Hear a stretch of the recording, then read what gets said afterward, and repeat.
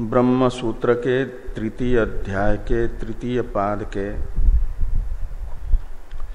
33वें अधिकरण का विचार हम लोग कर रहे हैं। इस अधिकरण के सिद्धांत को बताने वाले सूत्र के व्याख्यान रूप भाष्य की चर्चा चल रही है। ये दहरादि जो अनेक विद्या हैं उपनिषदों के द्वारा बताई गई, वे सब मिला करके एक समस्त विद्या उपनिषदों को अनुष्ठेयतया विवक्षित हैं या इन विद्याओं का भेदेन अनुष्ठान ही विवक्षित है, ऐसा संशय है। पूर्व पक्षी कहते हैं पूर्व अधिकरण में समस्त उपासना को जायान बताया गया, इसलिए मानना चाहिए कि उपनिषदों को दहरादि समस्त उपासनाओं का भेदेन अनुष्ठान अपेक्षित नहीं, अपितु समस्त उपासनाएं एक करके समस्त उपासना का अनुष्ठान अपेक्षित है, विवक्षित है। सिद्धांत बताया गया सूत्र से नाना शब्दादि भेदात, इससे दहरादि विद्याएं भिन्न भिन्न ही हैं और उनका अलग अलग अनुष्ठान ही उपनिषदों को विवक्षित है। क्यों ये नाना है यानी भिन्न भिन्न है, इसे बताने के लिए हेतु बताया गया शब्दादि भेदात। शब्दादि भेदात में आदि शब्द से ग्राह्य है गुण भेद, फल भेद, समाख्या भेद। तो जैसे यजति, ददाति, जुहोति इत्यादि शब्द भेद होने से जैमिनी जी ने शब्दांतरे कर्म भेद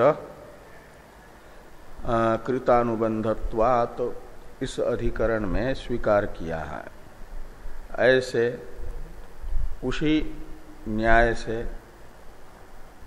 शब्द भेद यह ज्ञान कांड में उपासना भेद में हेतु बन जाएगा, यह बताया गया था सिद्धांति के द्वारा। इस पर पूर्व पक्षी ने आक्षेप किया है कि जैमिनीय सूत्र में जो शब्दांतरे कर्म भेद कृतानुबंधत्वात् में शब्दांतर बताया गया है, वह भिन्नार्थक शब्दों को, शब्द भेद को शब्दांतर शब्द से कहा है, न कि पर्यायवाचक एकार्थक शब्द भेद को शब्दांतर इस शब्द से जैमिनीय सूत्र में ग्रहण नहीं किया गया है। यजति, ददाति इत्यादि तो भिन्नार्थक शब्द भेद है, इसलिए शब्दांतर शब्द से ग्राह्य है। और वेद, उपासित, सक्रतुम कुर्वीत इत्यादि में शब्द भेद मात्र है, अर्थभेद नहीं है, क्योंकि इन सब का मनोवृत्ति रूप एक अर्थ है। तो कहा वेद का तो विदज्ञाने धातु होने से ज्ञान अर्थ है, और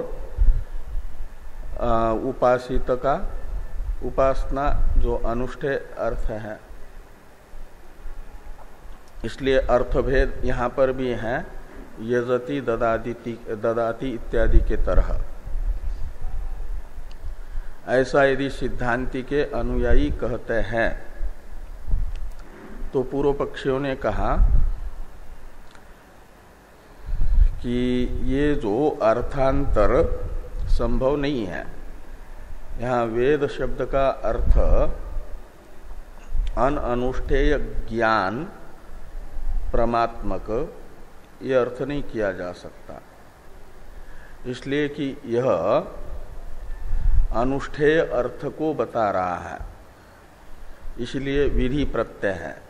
और ज्ञान वीर धातु का अर्थ ज्ञान करेंगे तो वह विधेय नहीं होता,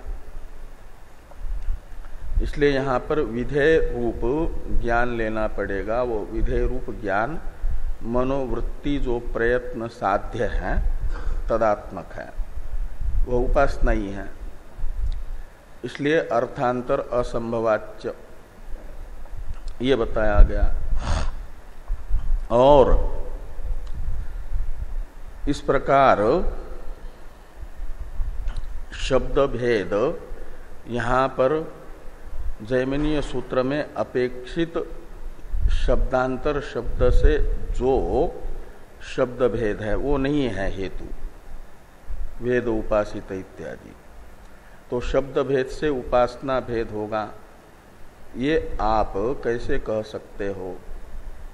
इस प्रकार का सिद्धांत पर आक्षेप पूर्व पक्ष के द्वारा किया गया है। ननु से लेकर के तत्कथम शब्द भेदात विद्या भेद इति, इतना भाष्य ग्रंथ वह सिद्धांत का जो शब्द भेदात्मक हेतु है, इस हेतु से सिद्धांति की प्रतिज्ञा सिद्ध नहीं होगी ऐसी शंका करने वाला है। आक्षेप हुआ नैष दोष इत्यादि से सिद्धांति समाधान कर रहा है। जिस अभिप्राय से नैष दोष इत्यादि से सिद्धांति समाधान कर रहे हैं, वह अभिप्राय भाष्यकार भगवान का टीकाकार अवतरण टीका में स्पष्ट कर रहे हैं। तो ये कहा गया कि सूत्र में जो शब्दादि भेदात में शब्द भेद हेतु है, वह अभ्युचय मात्र की विवक्षा से सूत्र में रखा गया है। और अभ्युचय का अर्थ है जो आदि शब्द से ग्राह्य गुण भेद, फल भेद, समाख्या भेद नामक हेतु हैं। इन हेतुओं की सिद्धि, हेतुओं के द्वारा सिद्ध जो प्रतिज्ञा, उस प्रतिज्ञा में और थोड़ी दृढ़ता मात्र दिखाने के लिए कि ये भी एक हेतु बन जाता है, ऐसा दिखाने के लिए मात्र शब्द भेद ये पद प्रयोग है। और सिद्धांति की प्रतिज्ञा के साधक हेतु तो आदि पद से ग्राह्य जो गुण भेद, फल भेद और समाख्या भेद है, यही है तीन। ये टीकाकार ने टीका में बताया। अब इसलिए क्या होगा कि गुण भेद से विद्या भेद को दिखाने के लिए गुण भेद ये हेतु कैसे विद्या भेद का साधक बनेगा, इसे स्पष्ट करने के लिए ये कहा जा रहा है कि जो ब्रह्म में बताए गए गुण हैं, यद्यपि ब्रह्म सिद्ध है और ब्रह्म में जो सत्य कामत्वादि गुण हैं वे भी पुरुष प्रयत्न से निष्पाद्य नहीं है, इसलिए विधेय नहीं है, सिद्ध है। और उन सिद्ध गुणों से युक्त ब्रह्म वेद्य एक होने से वेद्य भेदात विद्या भेद भी सिद्ध नहीं हो पाएगा, ऐसा पूर्व पक्षी ने कहा था। लेकिन ये कहा जा रहा है कि यद्यपि उपास्य ब्रह्म जो हैं वो एक है और उसके गुण भी सिद्ध है, तो भी उनमें साध्यता है। तत्त उपासना के विधायक प्रकरण में आए हुए जो उपासना भावना अन्वी गुण है, अन्वयी गुण है, वे उपासना भावना अन्वयी होने के कारण विधेय माने जाएंगे। जिसका जिसका विध्यर्थ भावना के साथ अन्वय होता है उसे उसे विधेय कहा जाता है। तो दधना जुहोती इत्यादि में दधि जैसे सिद्ध गुण है उसे विधेय माना गया। वहां पर वो विधेय है इसलिए कि विधि प्रत्यय का अर्थभूत भावना अन्वयी है, भावना के साथ उसका कर्णत्वेन रूपेण संबंध है। तो जो विध्यर्थ भावना के साथ संबंध रखता है उसे माना जाता है स्वरूपतः सिद्ध होने पर भी भावना अन्वयी होने के कारण साध्य। ऐसे तत्त उपासना के प्रकरण में बताए गए जो ब्रह्म के उपासना के लिए गुण हैं वे उपासना का विधान करने वाले वाक्यस्थ विधि प्रत्यय का अर्थभूत भावना के साथ अन्वय उनका हो रहा है, इसलिए उन्हें कहा जाएगा भावना अन्वयी। और जो जो भावना अन्वयी होगा वह कार्य रूप माना जाएगा, साध्य रूप माना जाएगा। इस प्रकार वो भावना अन्वयी बन करके तत्त प्रकरणस्थ सत्य कामादि गुण साध्य हो जाएंगे और उन साध्य गुणों से विशिष्ट ब्रह्म विशेष रूप ब्रह्म एक होने पर भी विशेषण जो गुण हैं भावनान्वयी वे अलग अलग होने से वेद्य ब्रह्म भी अलग अलग हो जाएगा गुण भेद से। इस प्रकार विधेय गुण भेद से वेद्य विशिष्ट होने से वह अलग अलग हुआ। दहर विद्या में वेद्य यानी उपास्य जो ब्रह्म है वह अपहत पापमत्वादि गुणों से विशिष्ट है। शांडिल्य विद्या में मनोमयत्वादि गुणों से विशिष्ट है। तो वैश्वानर विद्या में अलग गुणों से विशिष्ट है। उपकौशल विद्या में अलग गुण है, वामनित्व भामनित्वादि। तो इस प्रकार ये अलग अलग गुण साध्य गुण जो वेद्य के विशेषण है वे अलग अलग होने से वेद्य भी विशिष्ट वेद्य भी अलग अलग होगा और वेद्य भेद होने से उपासना भेद होगा। इसे टीकाकार बता रहे हैं। सिद्ध गुण भी भावना अन्वयी होने से साध्य होता है, साध्य रूप उसे माना जाता है। इसे समझाने के लिए उदाहरण बताया टीका में टीकाकार ने आरुण्यादि गुणों का। तो सोमयाग के प्रकरण में एक वाक्य आता है, सोमयाग के हवि रूप सोम रस का प्रकृति द्रव्य जो सोम लता है उसे खरीदना है, उसके क्रयण का विधान करने वाला एक वाक्य है। सोमरस का प्रकृति द्रव्य जो सोमलता उसके क्रयण का विधान करने वाला वाक्य है, अरुणया पिंगाक्षा एक हयन्या गवा सोमम कृणाति। इस वाक्य को कहा जाता है सोमरस प्रकृति द्रव्य सोमलता क्रयण विधि वाक्य। सोमलता के क्रयण का विधान करता है। अब सोमलता को खरीदना है तो किससे खरीदना है? तो गवा, ये तृतीयांत पद बता रहा है, गाय देकर के खरीदना है। वो गाय कैसी होनी चाहिए? तो काली, सफेद आदि गाय से नहीं खरीदना है, अपितु अरुणा गाय होनी चाहिए, अरुणया। तो उसमें आरुण्य गुण होना चाहिए, लाल रूप वाली होनी चाहिए। तो आरुण्य एक गुण हुआ।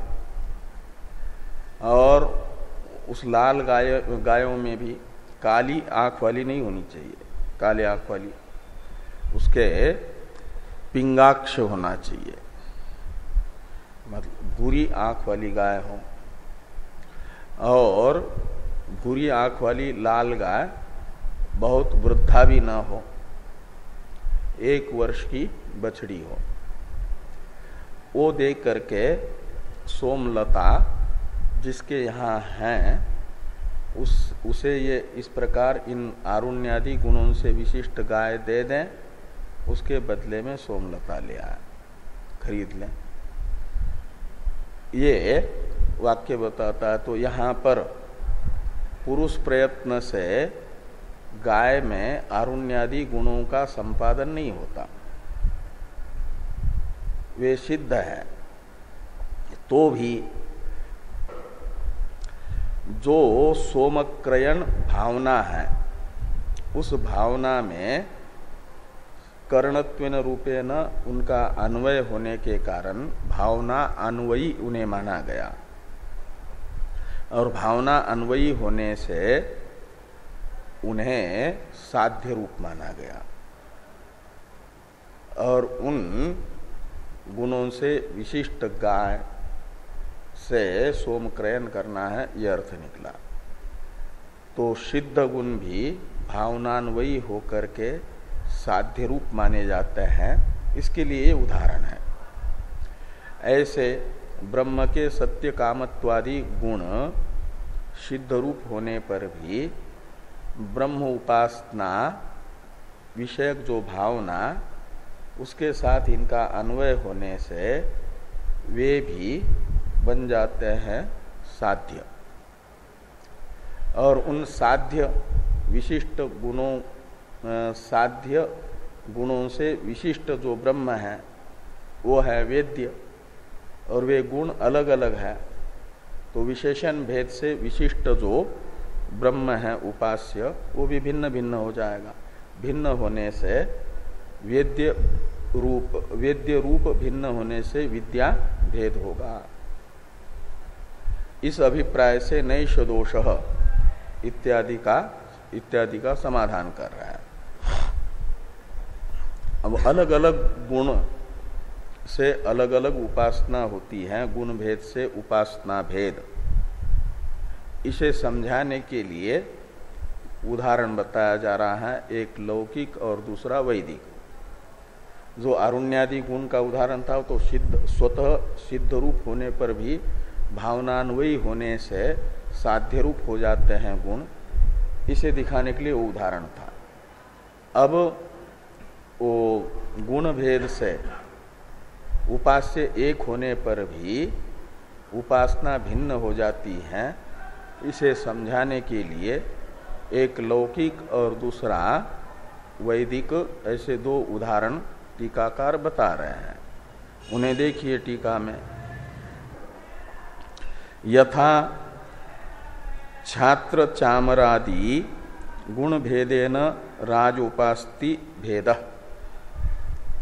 यह है ना टीका में 774 नंबर पृष्ठ पर नीचे से दूसरी लाइन का अंतिम। यथा छत्र चामरादि गुण भेदेन राजोपास्ति भेद।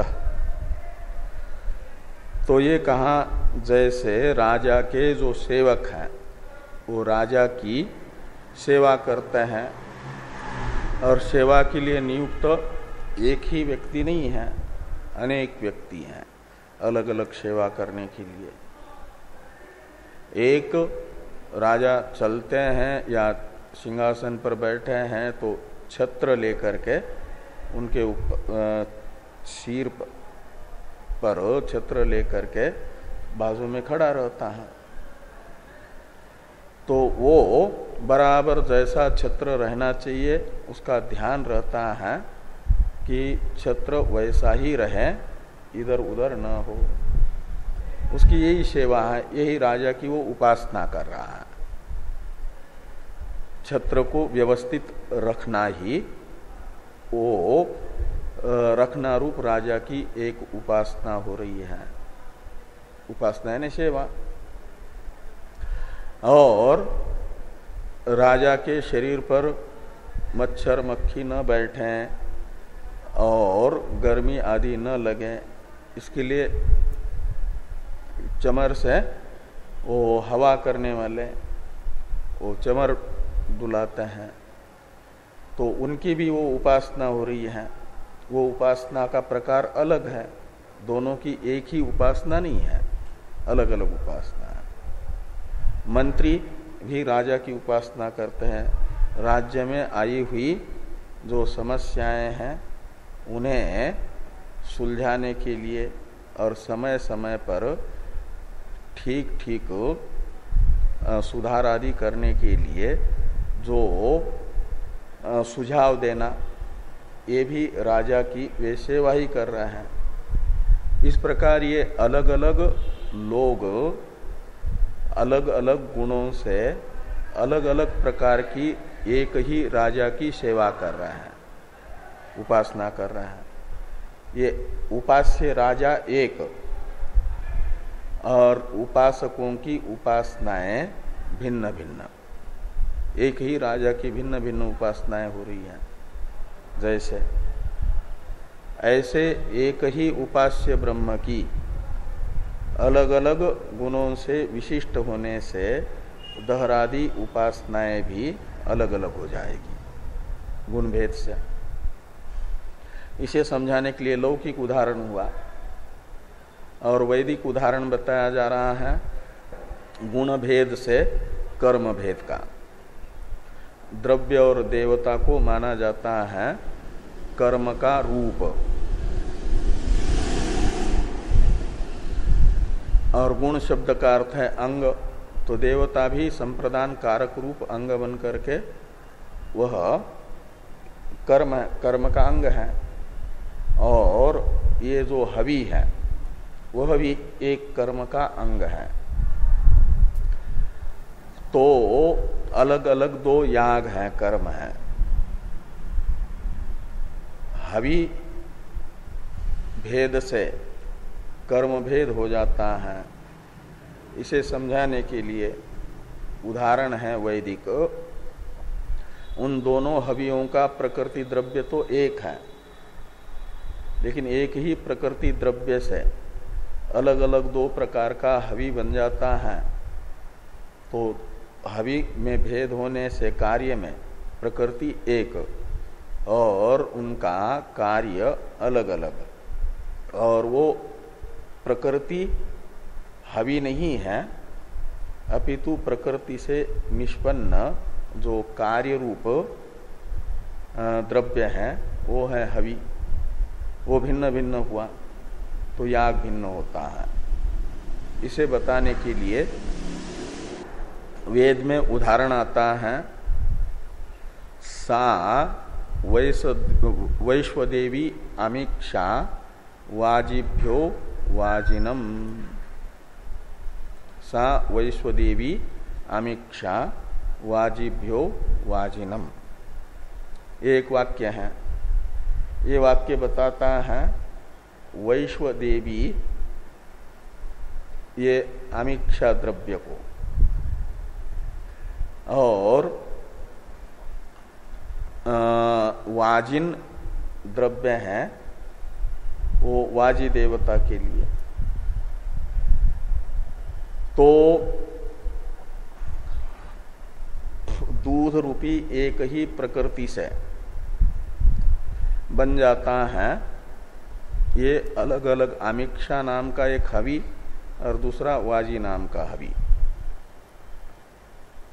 तप्ते पयसी दध्यानयति सा वैश्वदेवी आमिक्षा वाजिभ्यो वाजिनम, ऐसा वाक्य है कि तप्ते पयसी दध्यानयति, कहा कि दूध उबल रहा है और उसमें उबलते हुए दूध में डाल दिया दही।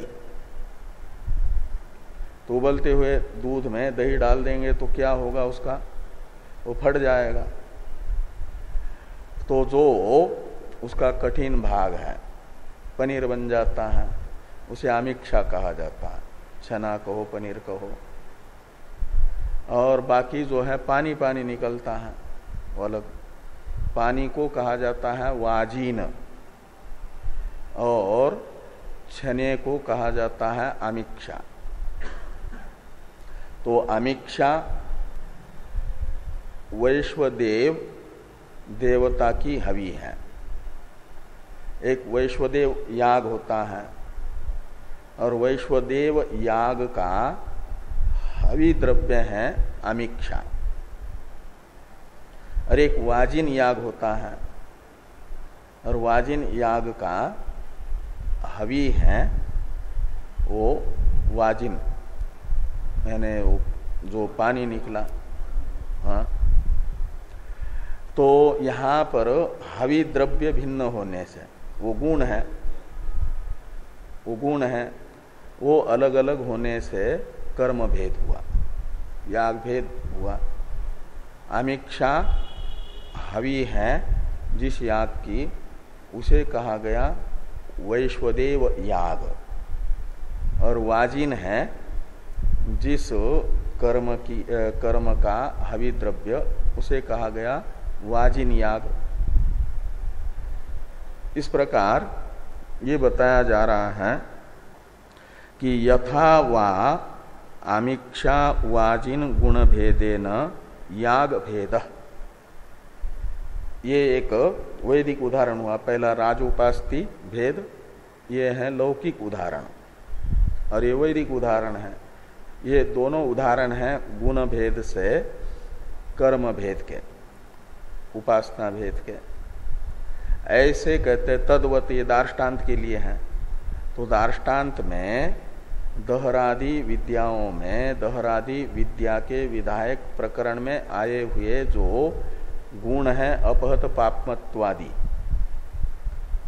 जो उपास्ति भावना के साथ अन्वित हो रहे हैं, वे भिन्न भिन्न हैं।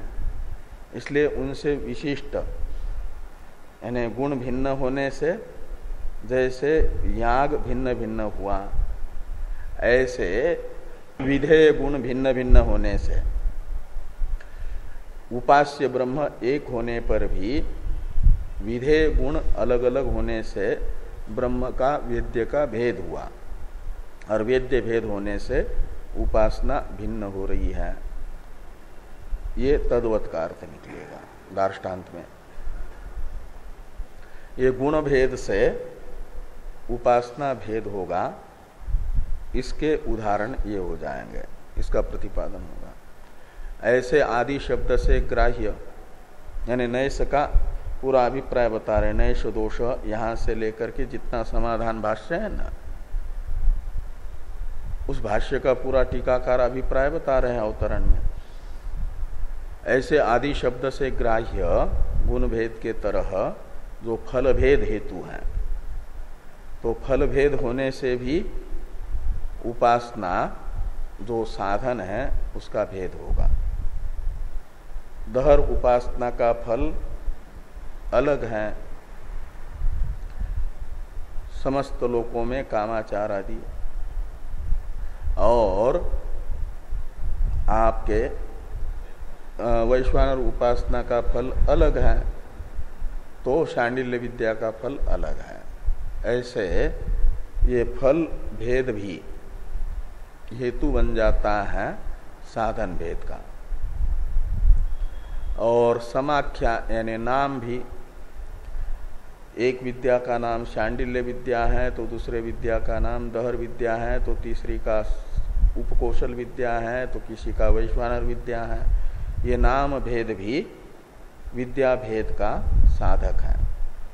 ये आगे बता रहे हैं टीकाकार कि तथा प्रतिविद्यम, प्रतिविद्यम यानी विद्याम विद्याम प्रति इति प्रतिविद्यम का मतलब अलग अलग उपासनाओं में फल संयोग भेदात, फल बोधक वाक्य अलग अलग प्रकार के हैं, वो होने से यानी फल भेद होने से, और दहर शांडिल्यादि समाख्या भेदात प्रतिविद्यम भेद, ऐसे लगाना। प्रत्येक विद्या एक दूसरे से भिन्न है, एक नहीं। ये तीन हेतु मुख्यतया विद्याओं का भेद सिद्ध करेंगे और उनके साथ शब्द भेद, इनसे सिद्ध जो उपासना भेद है उसे और थोड़ा टेक लगाएगा।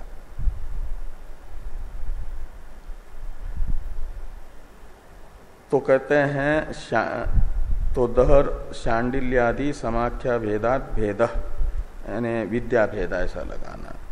इति समाधत्ते, इस अभिप्राय से भगवान भाष्यकार जो पूर्व पक्ष के द्वारा शंका की गई उसका परिहार कर रहा है, आक्षेप का समाधान कर रहा है। नैष दोष, जो पूर्व पक्षी को सिद्धांत मत में दोष दिख रहा है वह दोष सिद्धांत में नहीं है। एष दोष न,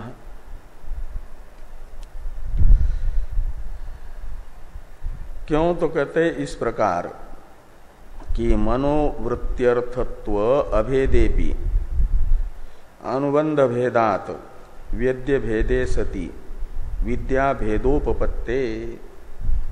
तो कहते हैं विद्या भेदोपपत्ते, नैष दोष विद्या भेदोपपत्ते, ऐसे लगाना। विद्या भेद कैसे होगा का मतलब कथम शब्द पूर्व पक्षी के अभिप्राय से आक्षेपार्थ में है, का अर्थ है पूर्व पक्षी मान रहे कि विद्या भेद नहीं होगा, लेकिन सिद्धांती कहते हैं विद्या भेद, विद्या भेद उपपन्न होता है, विद्या भेदोपपत्ते एष दोष न। तो कहा कि विद्या भेद की उपपत्ति कैसे होगी? तो कहा वेद्य भेद होने से। विद्या का रूप होता है वेद्य, वेद्य भिन्न भिन्न होने से विद्या भिन्न भिन्न हो जाएगी। कहा वेद्य तो ब्रह्म है, वो तो एक है, तो वेद्य का वेद्य भेद कैसे है? तो कहा वेद्य भेद अनुबंध भेद से वेद्य भेद होगा। अनुबंध शब्द का अर्थ है यहाँ पर वो जो भावना अन्वयी विधि वाक्यगत गुण, उपासना के लिए ब्रह्म में बताए जाने वाले जो सत्य कामत्वादि गुण हैं उनको यहाँ पर अनुबंध शब्द से लेना। जो उपासना भावना के साथ अन्वयी हो रहा है, अन्वय हो रहा है जिनका, जैसे सोमक्रयण भावना के साथ अन्वय हुआ आरुण्यादि गुणों का, ऐसे सत्य कामत्वादि गुणों का अन्वय उपासना भावना के साथ होने से उन गुणों को कहा जा रहा है ब्रह्म में अलग अलग उपासना में बताए गए जो अलग अलग गुण वे हैं अनुबंध, वे उनका भेद है। तो अनुबंध भेदात का मतलब उपासना के लिए ब्रह्म में बताए गए गुणों का भेद होने से। तो तत्त गुणों से विशिष्ट ब्रह्म भी भिन्न भिन्न हो जाएगा, और ब्रह्म भिन्न हुआ तो वेद्य रूप भिन्न हुआ तो वेद्य भेदात विद्या भेद। इस प्रकार विद्या भेद की उपपत्ति होने से एष दोषः न, ये सिद्धांतियों ने कहा। कि मनोवृत्त्यर्थत्व अभेदेपि, ये वेद उपासित सक्रतुं कुर्वीत इत्यादि शब्दों से बताई गई उपासना में वृत्त्यर्थत्व रूप समानता होने पर भी अनुबंध भेद है। उपास्य में चिंतन के लिए बताए गए गुणों का भेद है, इसलिए उपास्य भेद है, और उपास्य भेद होने से उपासना भिन्न है। ये गुण भेद से उपासना भेद ये बताया गया।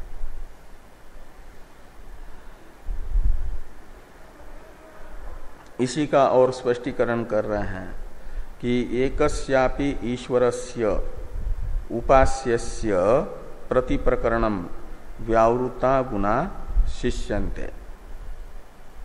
तो कहते हैं कि उपास्य ईश्वर एक होने पर भी, एकस्यापि ईश्वरस्य उपास्यस्य, उपास्य ईश्वर एक होने पर भी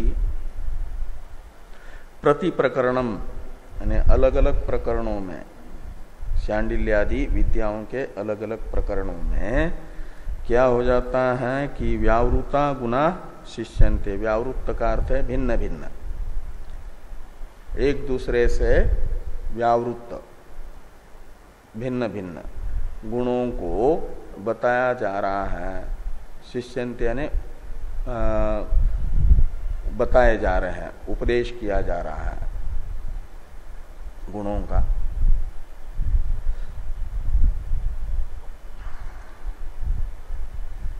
और तथा एकस्यापि प्राणस्य, तो इस प्रकार ये गुण भेद से उपासना भेद ब्रह्म के बताया गया।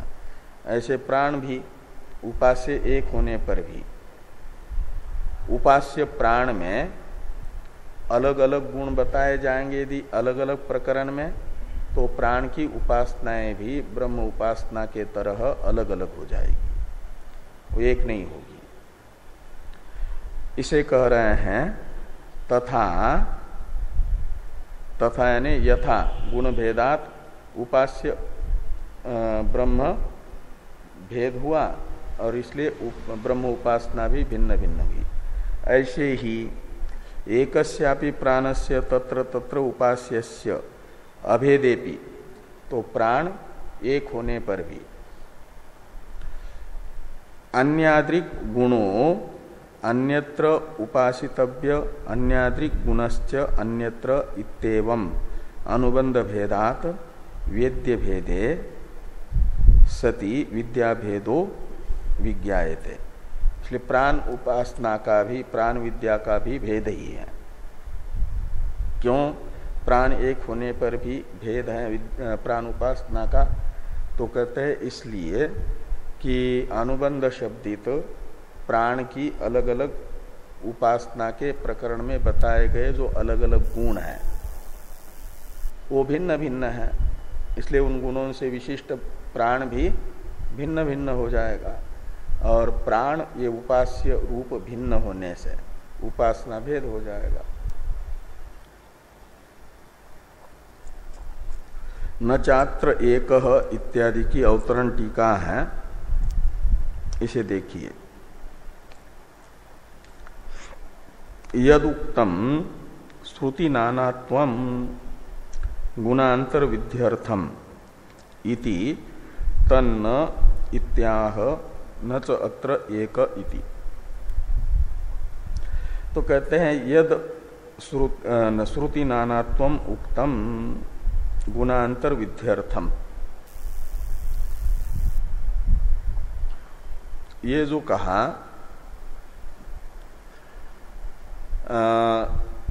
पूर्व पक्षी के मत में सिद्धांति के अनुयायियों ने आक्षेप किया था कि दहर शांडिल्यादि सब उपासनाएं मिलकर के एक ही उपासना है, यदि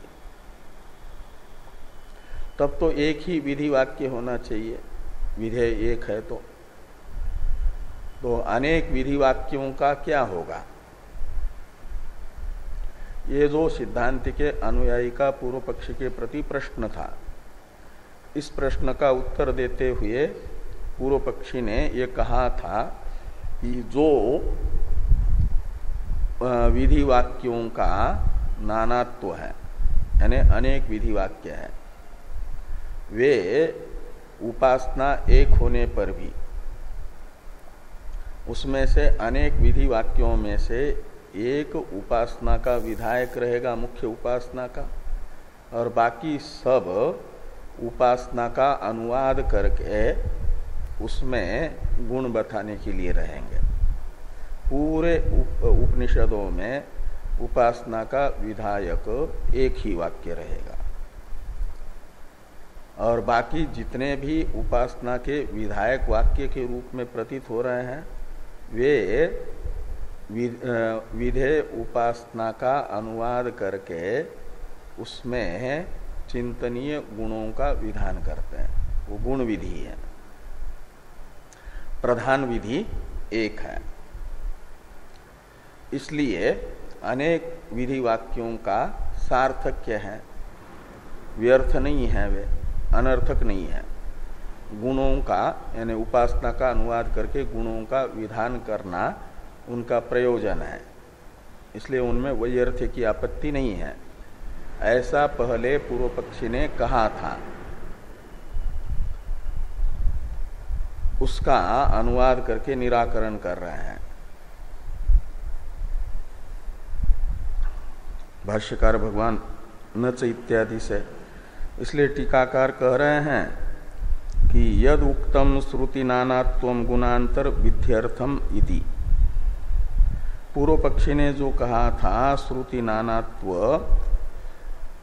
मुख्य उपासना का अनुवाद करके गुणों का विधान करने के लिए है। विधि वाक्य अनेक विधि वाक्य ने विधि वाक्यों का भेद। सिद्धांती कह रहे हैं कि तन्न पूर्व पक्षी का इस प्रकार का कथन उचित नहीं है। इस अभिप्राय से भाष्य में भाष्यकार भगवान लिखते हैं न च अत्र एको विद्या विधि इतरे गुण विधय इति शक्यम वक्तुम। न च का अन्वय शक्यम के साथ करिए।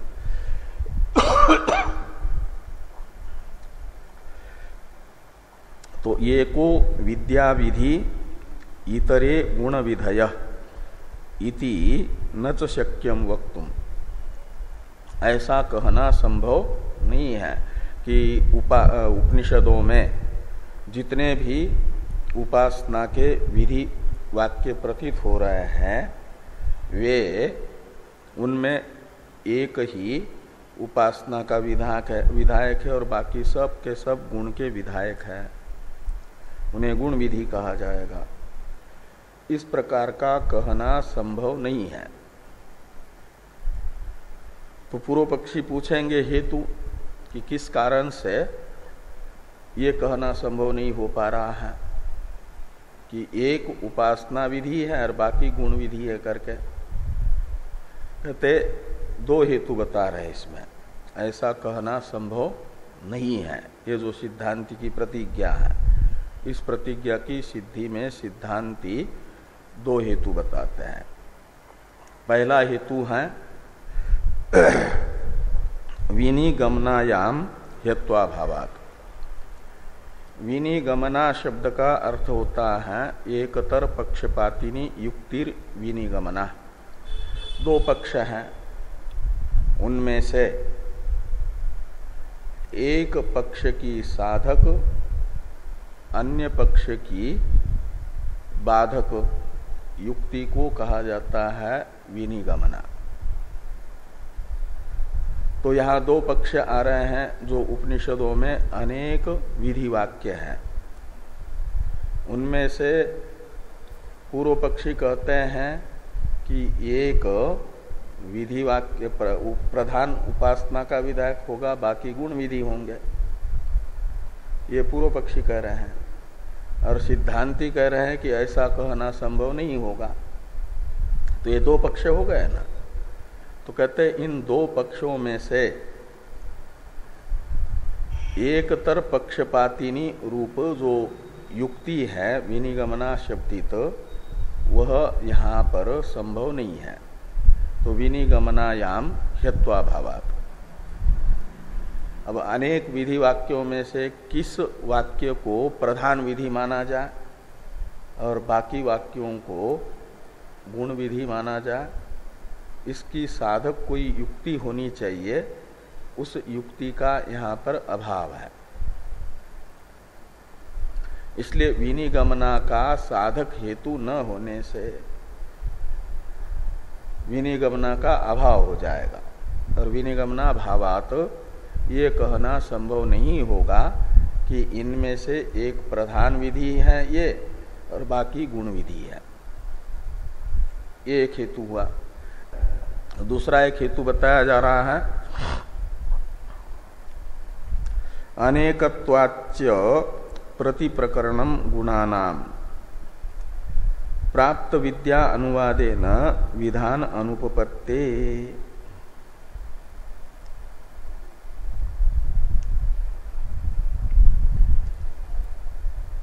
तो ये कहते हैं अनेकत्वाच्य, इसकी अवतरण टीका को भी पहले देखिए। किंच प्राप्त विद्या अनुवादेन अप्राप्त अनेक गुण विधाने वाक्य भेद स्यात् इत्याह अनेकत्वाच्य इति। कहते एक तो विनिगमना का अभाव होने से ये कहना संभव नहीं होगा कि ये प्रधान विधि है बाकी गुण विधि है।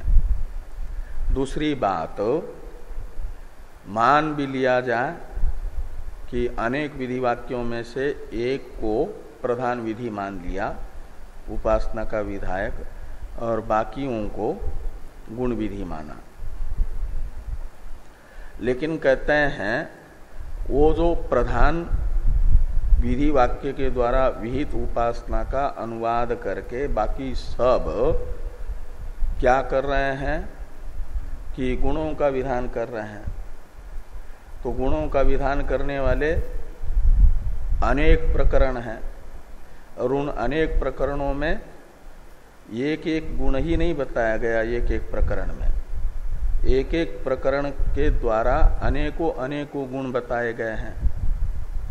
तो एक प्रधान उपासना का अनुवाद करके एक प्रकरणस्थ एक विधि वाक्य के द्वारा एक गुण का मात्र विधान होगा, लेकिन वहां तो अनेकों गुण बताए गए हैं।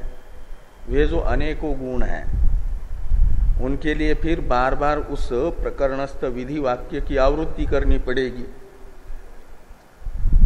हर बार प्रत्येक गुण का विधान करने के लिए यदि विधि वाक्य की आवृत्ति करते हैं तो वाक्य भेद नाम का दोष होता है। और वाक्य भेद नाम का दोष मीमांसकों ने सबसे बड़ा दोष माना है। इसलिए सबसे बड़ा दोष भी आने की आपत्ति आ रही है इस पक्ष में। किस पक्ष में? कि एक प्रधान विधि बाकी गुण विधि है ऐसा मानेंगे। तो हरेक प्रकरण में एक एक ही गुण ने बता करके अनेकों गुण बताए हैं। दहर विद्या के प्रकरण में ही अपहत पापमत्वादि से लेकर के वहां तक शेतुत्वादि अनेक गुण बताए हैं ना। तो उन सब गुणों का विधान करने के लिए आवृत्ति करनी पड़ेगी विधि वाक्य की। आवृत्ति करेंगे तो वाक्य भेद होगा। तो ये कहा कि किंच प्राप्त विद्या अनुवादेन अप्राप्त अनेक गुण विधाने वाक्य भेद स्यात् इत्याह अनेकत्वाच्य। भाष्य को देखिए कि अनेकत्वाच्य प्रतिप्रकरणम गुणानाम प्राप्त विद्या अनुवादेन विधान अनुपपत्ते। तो प्राप्त जो प्रधान विद्या है उपासना, प्रधान वाक्य के द्वारा प्राप्त उपासना का अनुवाद करके हरेक प्रकरण में बताए गए जो अनेकों गुण हैं उन गुणों का विधान मानेंगे तो वाक्य भेद नाम का दोष होगा। और ये वाक्य भेद नाम के दोष के कारण ये असंभव होगा, विधान उपपन्न नहीं हो पाएगा।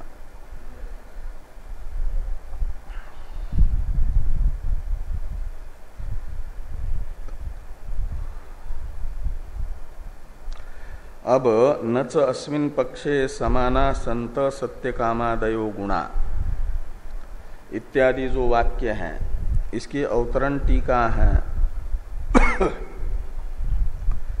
किंच विद्या ऐक्य पक्षे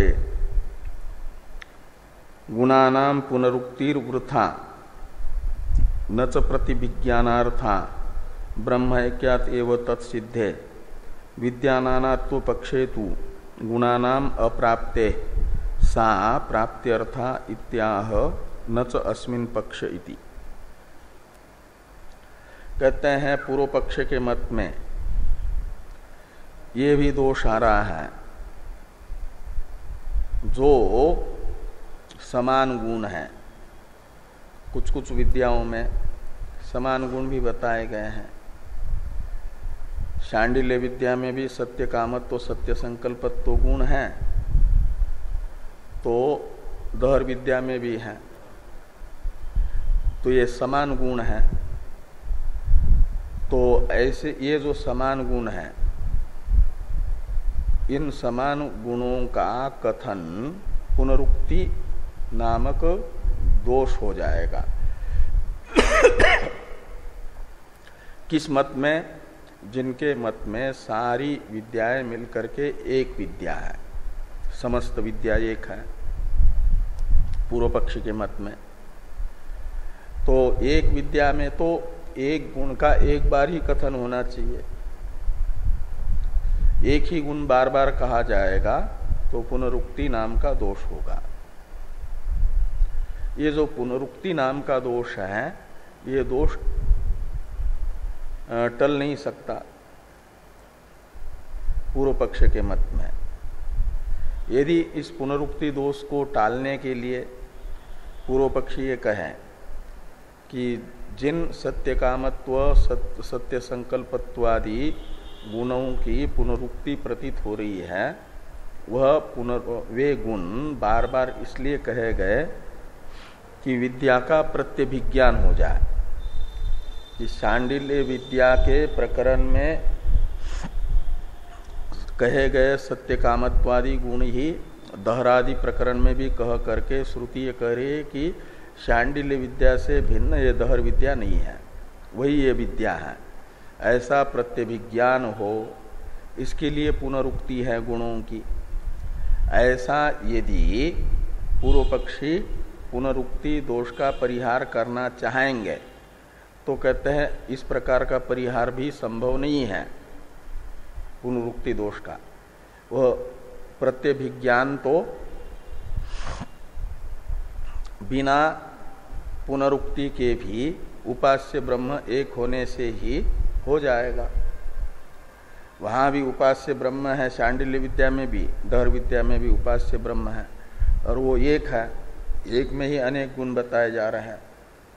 तो उपास्य के एकत्व को लेकर के ही प्रत्यभिज्ञान उपपन्न हो जाएगा। तो प्रत्यभिज्ञान के लिए जरूरत नहीं है अनेक बार गुणों एक ही गुणों का कथन करने की। इसलिए पुनरुक्ति दोष जो था वो वैसा का वैसा बना रहा। इसलिए भी माना जाएगा पुनरुक्ति दोष से दोष को टालने के लिए भी कि विद्या एकत्व पक्ष नहीं अपितु उपनिषदों को विद्या भेद ही विवक्षित है। इस अभिप्राय से लिखते हैं कि किंच विद्या ऐक्य पक्षे गुणानाम पुनरुक्तिर्वृथा। इस वही अर्थ को टालने के लिए पूर्व पक्षी यदि कहेंगे कि न च प्रत्यभिज्ञानार्था है, तो कहते हैं न च प्रत्यभिज्ञानार्था पुनरुक्ति, ये लगाना है। प्रत्यभिज्ञानार्थ क्यों पुनरुक्ति नहीं है? कहते हैं ब्रह्म ऐक्यात् एव तत्सिद्धे। तत् यानी प्रत्यभिज्ञान, तत्सिद्धे में तत्शब्द प्रत्यभिज्ञान का परामर्शक है। तो प्रत्यभिज्ञान की सिद्धि तो हो रही है ब्रह्म उपास्य ब्रह्म के एक होने से ही। और विद्या नानात्व पक्षे तु गुणानाम अप्राप्ते सा प्राप्त्यर्था। तो जब शांडिल्य विद्या और दहर विद्या अलग अलग मानी जाएगी तो शांडिल्य विद्या में सत्य संकल्पत्व सत्य कामत्व भले ही कहा गया, दहर विद्या में भी उपास्य ब्रह्म में वह गुण अपेक्षित है, और नहीं कहेंगे सत्य काम सत्य संकल्प ये पद प्रयोग नहीं करेंगे तो वो विद्या भिन्न होने से वहां से तो यहाँ पर उपसंहार होगा नहीं। जहाँ विद्या एक होती है वहां पर गुणोपसंहार होता है। शांडिल्य विद्या दहर विद्या भिन्न भिन्न होने से गुणोपसंहार होगा नहीं, सत्य कामत्व गुण नहीं आएगा और आवश्यक है तो वह चिंतन के लिए सार्थक हो जाएगा। अप्राप्त है उसकी प्राप्ति दिखाना यह उद्देश्य हो जाएगा पुनरुक्ति का। ये विद्याभेद पक्ष में पुनरुक्ति दोष नहीं आता।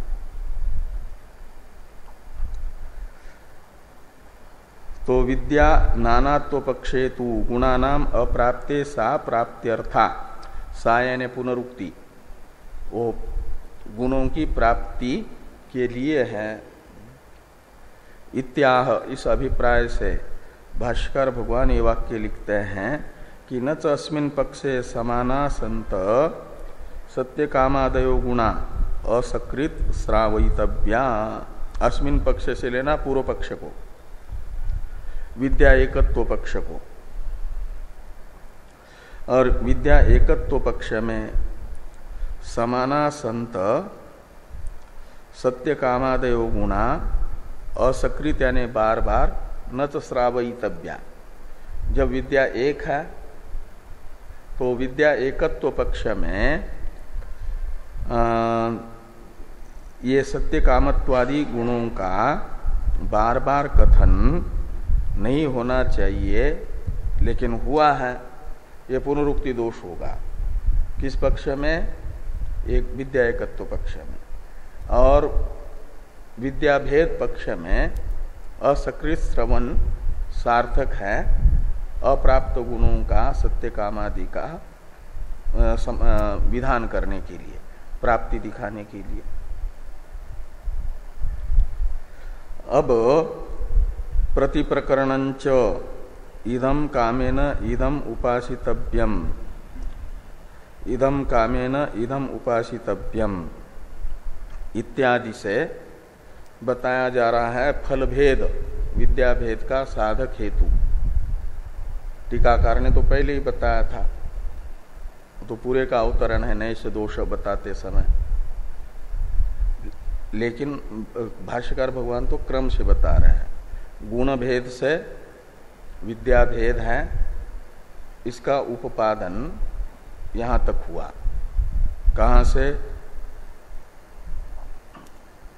ये जो मनोवृत्त्यर्थत्वा भेदेपि अनुबंध भेदात वेद्य भेदे से लेकर के ये न च अस्मिन् पक्षे समाना संत सत्य कामादयो गुणा असकृत श्रावयितव्या, यहाँ तक के ग्रंथ से भाष्यकार भगवान ने गुण भेद से विद्याभेद, ये जो सिद्धांति की प्रतिज्ञा है उसे बताया। विद्या नाना दहरादय विद्या नाना यानी भिन्ना पर। क्यों? तो आदि शब्द से ग्राह्य गुण भेदात ये हेतु है, उसका उत्पादन हुआ। अब आदि शब्द से ग्राह्य ही फल भेद से विद्या भेद है, इसे बताने के लिए ये भाष्य ग्रंथ है प्रतिप्रकरणंच इत्यादि। इस पर चर्चा हम लोग कल करेंगे।